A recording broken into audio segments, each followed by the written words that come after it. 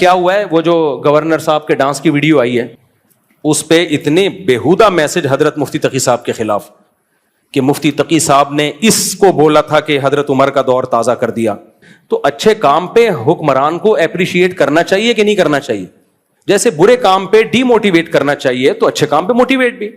اب وہ یہ تھوڑی مفتی تقی صاحب نے قیامت تک کی گارنٹی لے لی ہے کہ نہ کبھی ڈانس کرے گا. یہ پاکستانیوں کا ظرف خدا کی قسم چھوٹا نہیں بلکہ بہت چھوٹا ہے.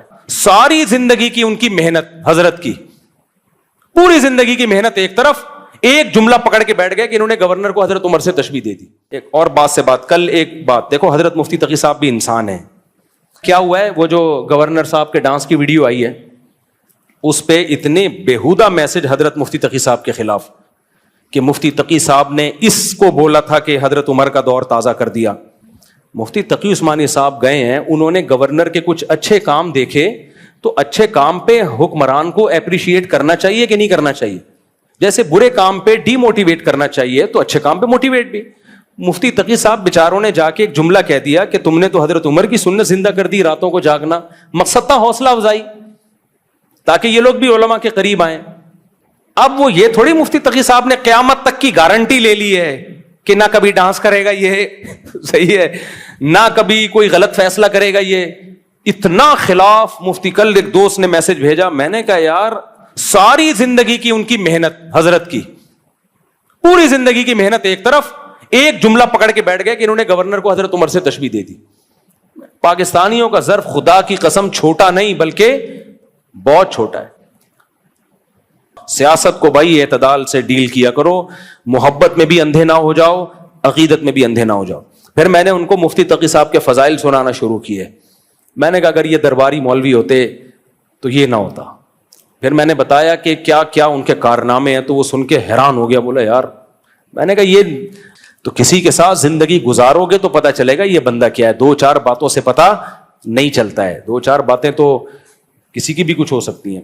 یہ سارے مسئلے پاکستانیوں کے ساتھ ہیں. ذرا سی بات پہ بدگمان اور تھوڑی سی چیزوں پہ عقیدت بھی دیکھ لو. پیروں کی عقیدت ہوتی ہے، سارے دو نمبری والے کام کر رہے ہوتے ہیں، ان کی عقیدت ہی ختم نہیں ہوگی. چوتھائی صاحب کو دیکھ لو نا، سرسوں کا تیل لگا رہے ہیں، کبھی سرسوں کا تیل یوں کر کے لگائیں، سرسوں کا تیل یوں، 70 بیماریاں پھینکے جا رہا ہے. کوئی پوچھنے والا نہیں ہے یار. 70 بیماریوں کی لسٹ تو پیش کر یار تو.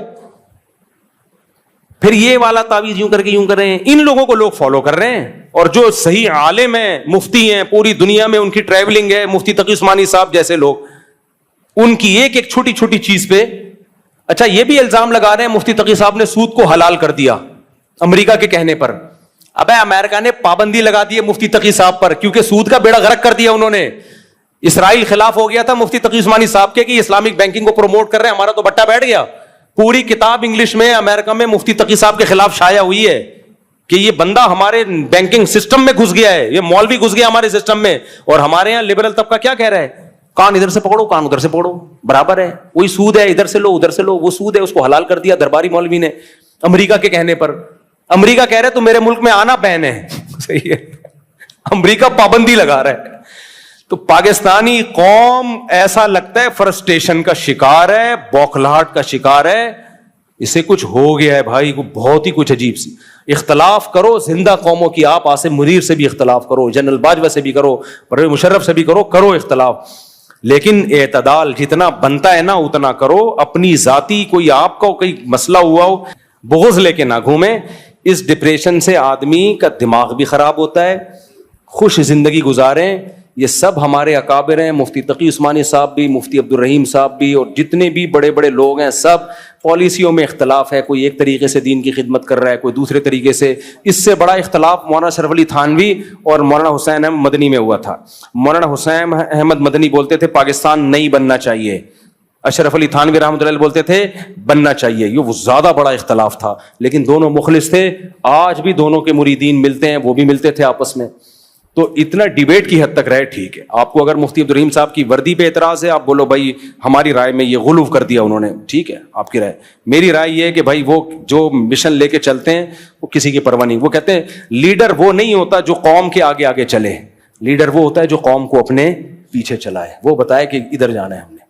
اللہ عمل کی توفیق دے. آپ بھائی کا سوال یہ برداشت سے باہر ہو گیا معاملہ، بم دھماکہ نہ کر دیں یہاں پہ. السلام علیکم.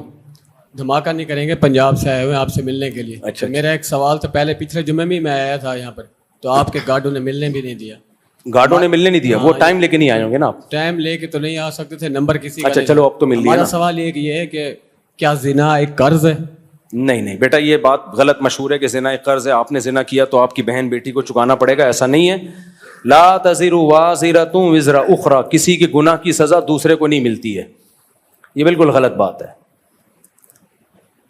ہاں یہ ضرور ہے کہ جب آپ کے بہن بیٹیوں کو پتہ چلے گا کہ آپ نے زنا کیا ہے تو ان کے دل سے زنا کی نفرت نکل جائے گی, وہ کہیں گے جب یہ کر سکتے ہیں تو ہم کیوں نہیں کرتے. اس طرح کا وبال تو پڑتا ہے. بھائی سوال پوچھ. جی ایک سوال اور.